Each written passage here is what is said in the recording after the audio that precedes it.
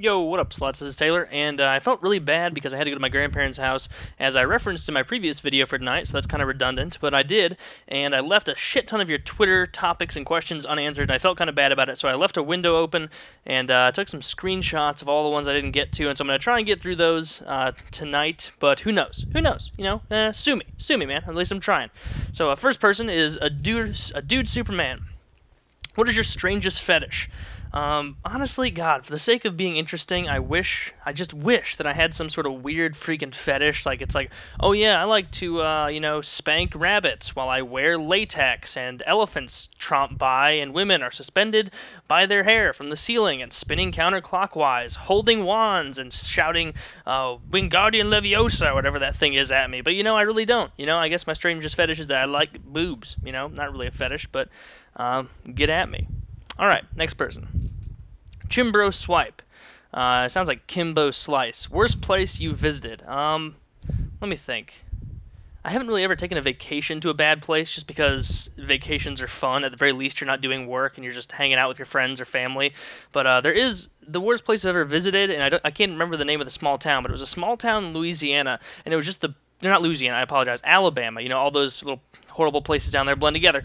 But it was in Alabama, and it was just the trashiest little shithole you could imagine. Everyone was driving a truck, and for once you actually saw a bunch of things in the back of trucks, but most of them were just like dirty old washers and laundry machines and shit. I was like, what the hell do you need that for? Like, what are you going to go do with it? Pawn it off to buy more crack cocaine, whatever you guys do down here? I don't know. Probably not crack cocaine down there. Probably moonshine or whatever southern people do for fun. Lynchins, I don't know.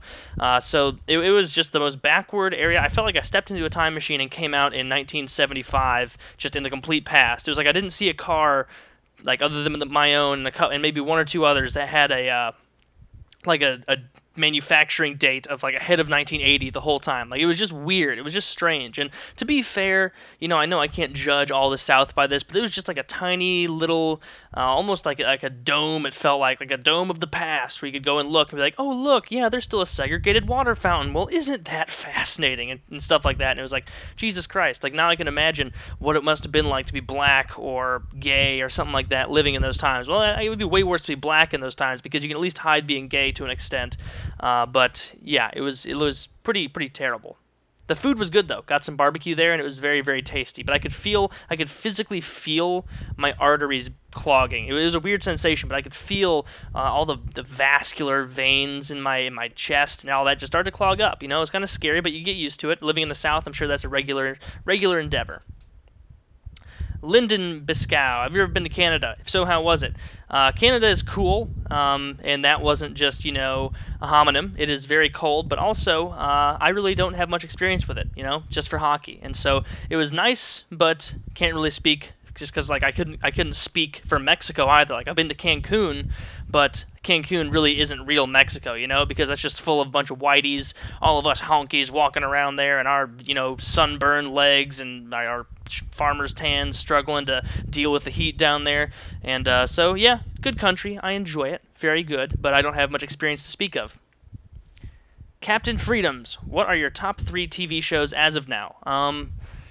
If we can include, like, HBO series in this as a TV show, which I'm pretty sure that it is, because I don't actually watch much TV, but I'd have to say number 1 is Game of Thrones, number 2 is It's Always Sunny in Philadelphia, and number 3, would have to be Workaholics, very, very good. And you could probably interchange those, or no, you can't. Game of Thrones has to stay on top, but It's Always Sunny and Workaholics, they can be workshopped around there. But on Game of Thrones, if you're not watching Game of Thrones yet, shame on you. What the hell are you thinking? You think you're going to watch my videos right now? You're seriously watching my stupid-ass videos while Game of Thrones is sitting out there waiting to be torrented? Come on, man.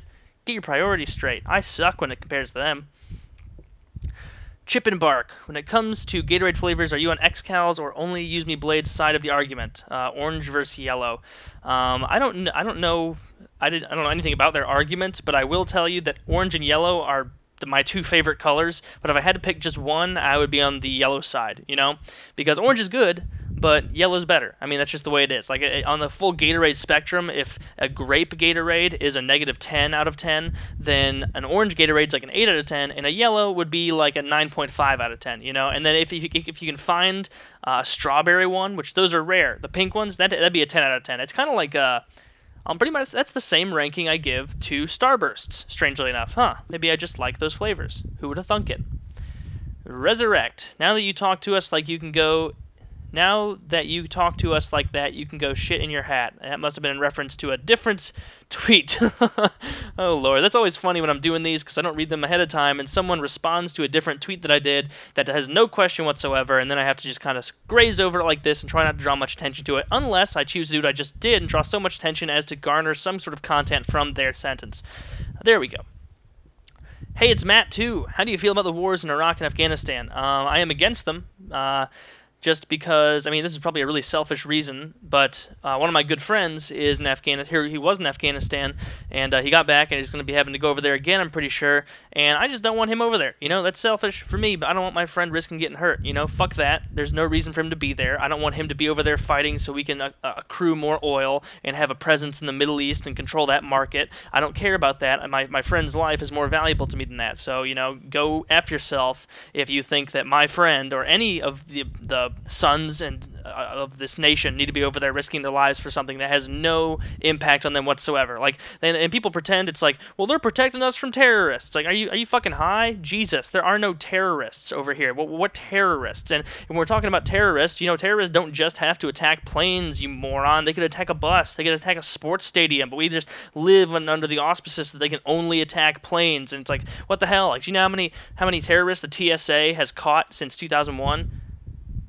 Leave a comment right now with the number, but I'm going to ruin it because it's 0. They haven't caught a single freaking terrorist. The reason we have to take our shoes off is because a shoe bomber tried to get in and failed. The reason we have to have our whole bodies and have your balls and your dick scanned is because somebody tried to smuggle it in their underwear and they failed and burned their genitals off. Like, we're fighting against failed tactics that they're not going to try again. It's pathetic, and it's a complete waste of money, and I hate it. So that's how I feel.